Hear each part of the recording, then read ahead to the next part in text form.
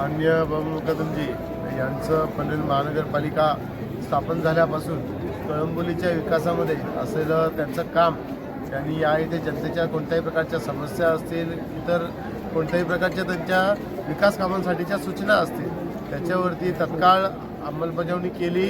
ज्या इथे शक्य आहे तिथे महानगरपालिकेकडून, जिथे महानगरपालिकेकडून शक्य नाही आहे तिथं इतर संस्थांच्या मदतीने अशा प्रकारे त्यांनी इथे ज्या प्रकारे कामं केलेली आहेत खरोखरच ती कौतुकास्पद अशी आहेत. आणि त्याच्यामुळेच बबन कदम यांच्यावरती येथे असलेलं नागरिकांचं प्रेम आणि सर्वांचंच प्रेम हे एक साधारणतः याचाच म्हणून या इथे त्यांच्यासोबत असलेली गर्दी ही दिसून येते आहे.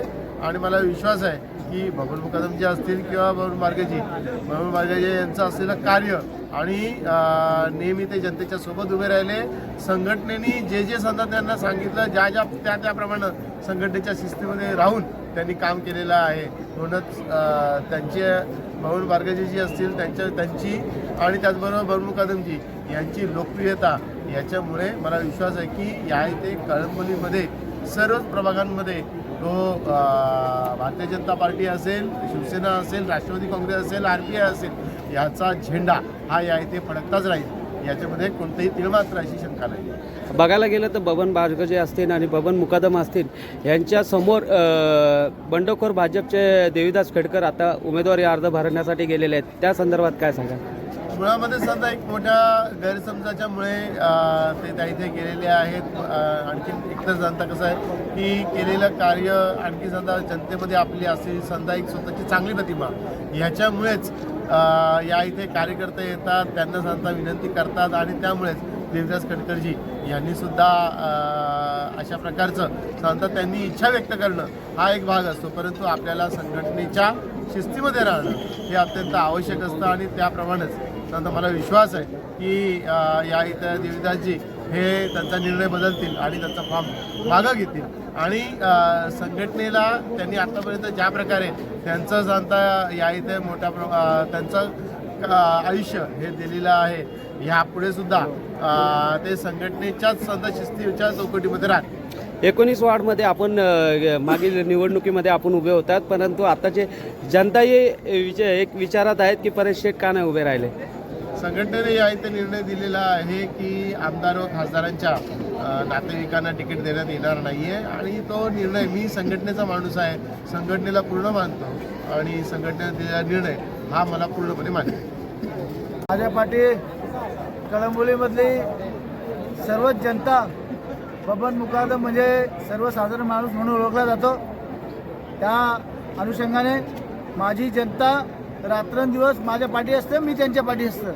सुखदुःख हे नेहमीच होत असतात, पण त्या जनतेच्या पाठीशी आपण सतत 2012पासून माझी अर्धांगिनी प्रिया मुकादम यांचा मोठा महिलांचा हातखंडा आहे.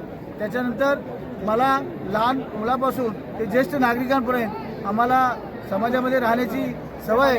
आपला काम झाला, काम खतम आदमी खतम असल्या विषयाचा बबन मुकादम नाही आहे, तर लोकांच्या अडीअडचणी सोडवण्याचं काम करतो. म्हणून जनता एका मेसेजवर त्यांना समजल्यानंतर आज फॉर्म बनवणार, ते जनता कळंबोलीची एकदम सपाट्याने निघाली आणि माझा शक्ती प्रदर्शन या ठिकाणी झालं. प्रभागामध्ये 4 उमेदवार आहेत, महायुतीचे, शिवसेनेचे 2 उमेदवार.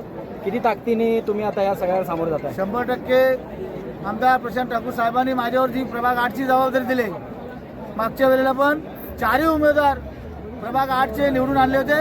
आता पण तीळ मात्र शंका नाही, 4च्या 4 उमेदवार समोरच्यांची डिपॉझिट जप्त करण्याचा प्रयत्न करू आणि ते तर निवडूनच येतील आणि भरघोस मतांनी निवडून देण्याचा मी मानस ठेवलेला आहे. भाजपचे बंडखोर आता एक उमेदवार फॉर्म भरतायत, देवीदास खेडकर, तर त्या संदर्भात तुम्ही कसं काय रणनीती आखणार? बघा, अजून 2 तारीख यायची आहे साहेब, त्यामुळं पक्षश्रेष्ठी त्या गोष्टीचा निर्णय घेतील.